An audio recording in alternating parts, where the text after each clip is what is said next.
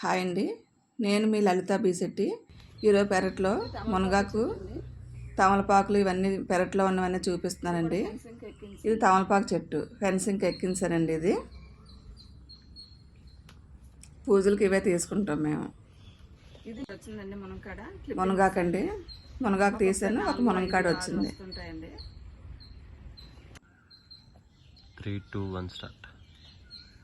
Hi friends, ఈరోజు మా పెరట్లో మునగాకు తీస్తున్నానండి.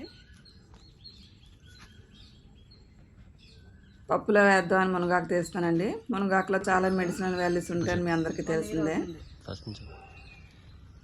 ఇవి అరటి చెట్లు అండి. అరటి చెట్లు కూడా వేసానండి.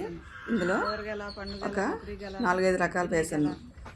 గిన్నె గెల, మొగరి గెల, కూరగెల, ఇలాగా ఒక 4-5 రకాలు వేసానండి.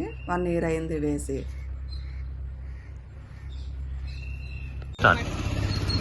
ఇకపోతే వంకాయ మొక్కలండి. ఇవి చాలాసార్లు మీకు చూపించాను. ఈరోజు కూడా హార్వెస్ట్ చేస్తున్నాను. చూసుకోవాలి, ఇవి కూడా అంటే పళ్ళే కాదు, వంకాయలు ఇవి కూడా చేను పండిన చేటడైనా చాలని పెద్దలు అనేవారండి. అలాగే 4 మొక్కలు ఉన్నా సరే నాకు ఎంతో హ్యాపీ అనిపిస్తుంది. పాడైపోతున్నాయి కూడా. మనం పండించుకున్న కూరగాయలు మనమే వండుకొని తింటుంటే ఎవరికైనా ఇచ్చినా సరే ఎంతో హ్యాపీ ఉంటుందండి. నిజానికి ఒక కొత్త చీర కొనుక్కున్నా సరే నాకు ఎంత హ్యాపీ అనిపించదు. ఈ కూరలు అన్నీ, పళ్ళు, కూరగాయలు, పువ్వుల మొక్కలు అన్నీ పెంచితే నాకు ఎంతో హ్యాపీ ఉంటుందండి. చాలాసార్లు చెప్తున్నాను, కానీ మళ్ళీ చెప్తున్నాను. ఎంత చూసినా సరే అడపదడప 1-2 ఇలాగా పండిపోతున్నాయండి.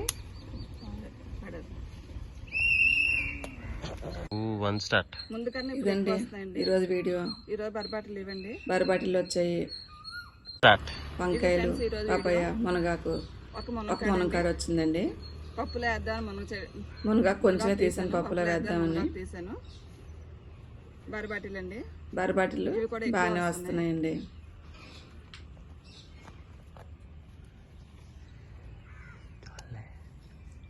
మునగ చెట్టు చిన్నది కావడం వల్ల ఒక 4, 5, 6 ఇలా వస్తున్నాయండి. పపాయలు చిన్నవి అయినా సరే పండిపోయాయి, అందుకే అవి కూడా తీసాను 2. ఒక మిడిల్ సైజు ఒకటి వచ్చిందండి. 2 వంకాయలు వచ్చాయండి. వంకాయలు ఒక 2 వచ్చాయి. పులుసుల్లోకి, సాంబార్లోకి వేయడానికి అని తీసాను. Thanks for watching. Bye bye. Thanks.